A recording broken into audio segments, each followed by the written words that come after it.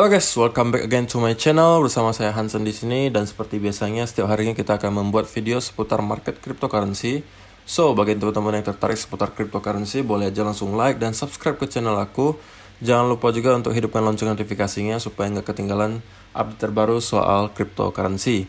Nah, untuk video kali ini kita bakalan bahas apa yang terjadi di Bitcoin. Lalu ada satu juga hal yang lagi menjadi concern para holder Bitcoin atau market crypto secara general.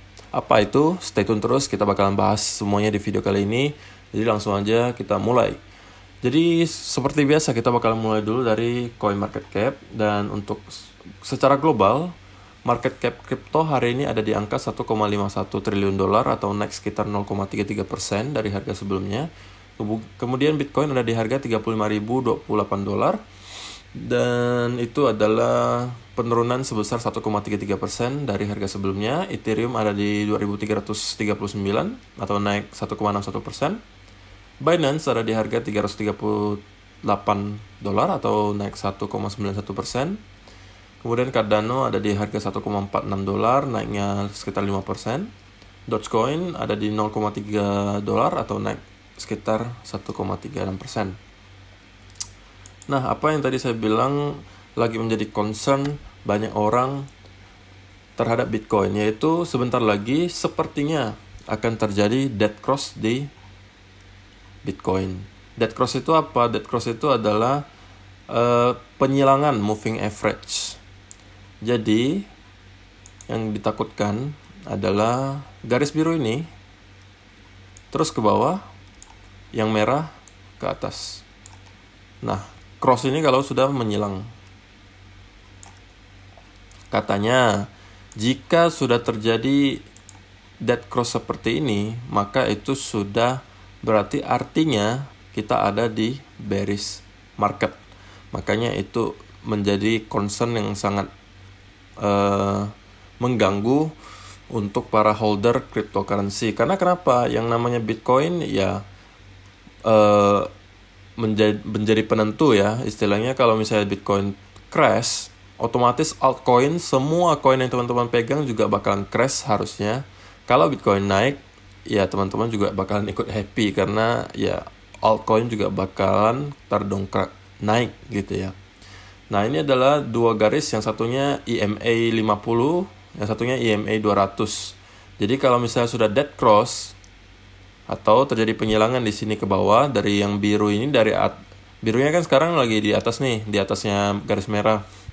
Kalau misalnya sudah dead cross, ketika dead cross, setelah dead cross, yang biru ini bakalan di bawah garis merah. Dan itu katanya adalah berita buruk dan indikasi buruk bahwa Bitcoin akan memasuki bear market gitu ya. Cuman saya mau jelaskan sedikit mengenai EMA ini atau moving average ini guys, atau yang namanya dead cross deh, bahwa semua ini adalah lagging indicator. Lagging indicator itu apa? Ini adalah indikator yang hanya menghitung data-data sebelumnya, dan ini, nah secara pengertian gini deh, ini ada pengertiannya. Suatu rangkaian data statistik yang pada periode lalu telah menunjukkan kecenderungan yang mencerminkan perubahan-perubahan pada waktu lalu dalam beberapa sektor ekonomi yang saling berkaitan.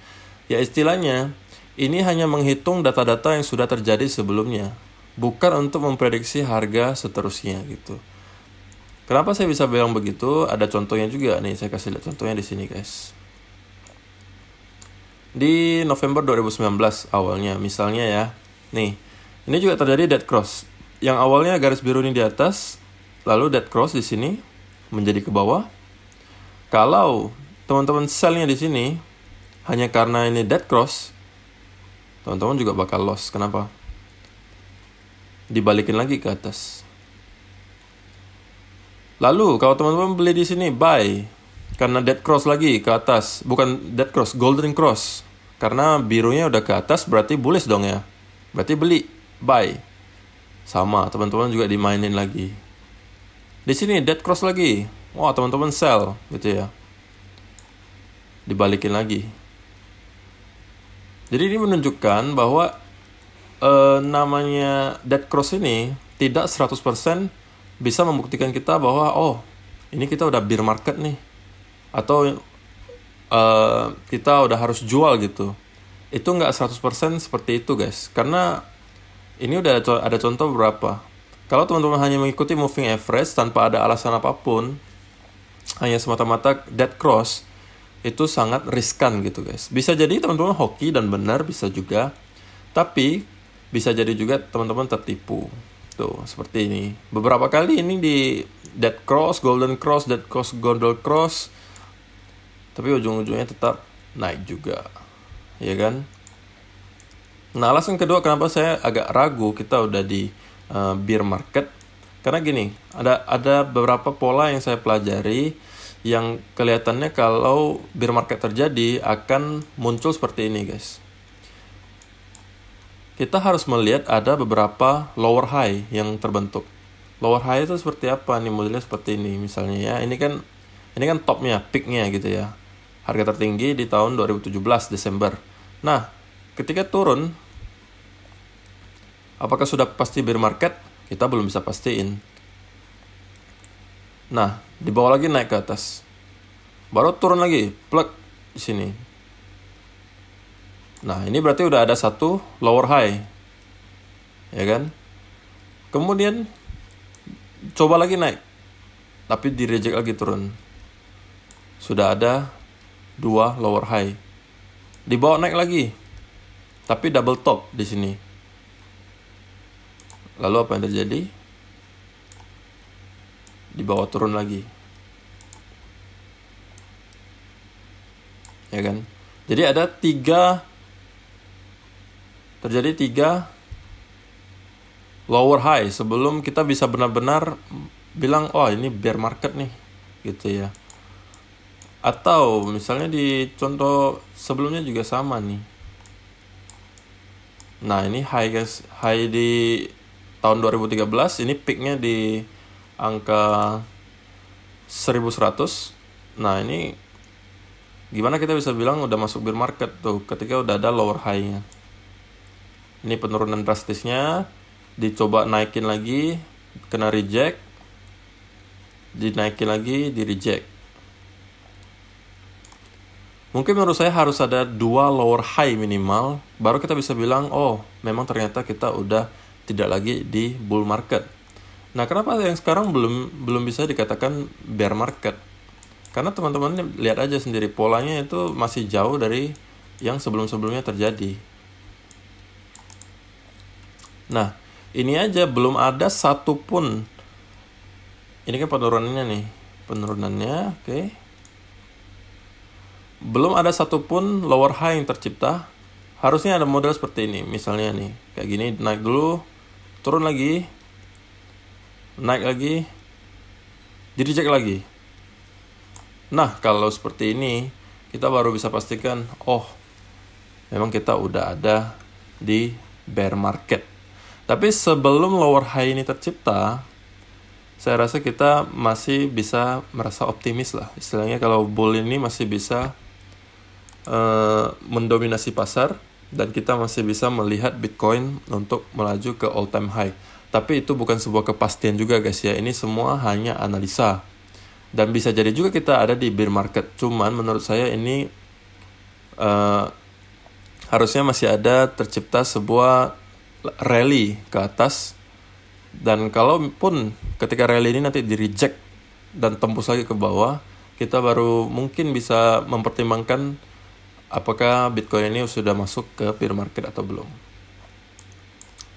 Oke, jadi itu adalah analisa dari saya untuk Bitcoin. Jadi kalau teman-teman yang tanya seputar, Bang, analisa untuk BNB dong, analisa untuk Shiba Inu misalnya, bla bla bla bla.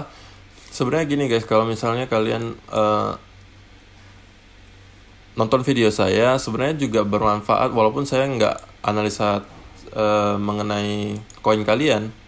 Saya cuma analisa di Bitcoin. Teman-teman yang seperti saya bilang, namanya Bitcoin itu sebagai sebuah penentu gitu. Kalau Bitcoin naik, ya koin teman-teman juga kemungkinan besar bakalan naik gitu. Tapi kalau Bitcoinnya crash, ya kalian mau beli koin apapun pasti bakalan ikut turun gitu. Kalau BNB ini masih konsolidasi. Nah, kalau misalnya Bitcoin nanti naik, ya harusnya ini juga bakal terdongkrak naik ke ya Kalau untuk target pertama mungkin di sekitar harga breaknya di sini deh, sekitar 480-an di sini. Kalau misalnya breakout dari sini. Oke. Kalau misalnya Ethereum, Shiba dulu deh, ada yang request Shiba juga. Shiba ini juga sama. Kemarin saya udah buatin video fullnya, kenapa teman-teman masih harus hold gitu ya.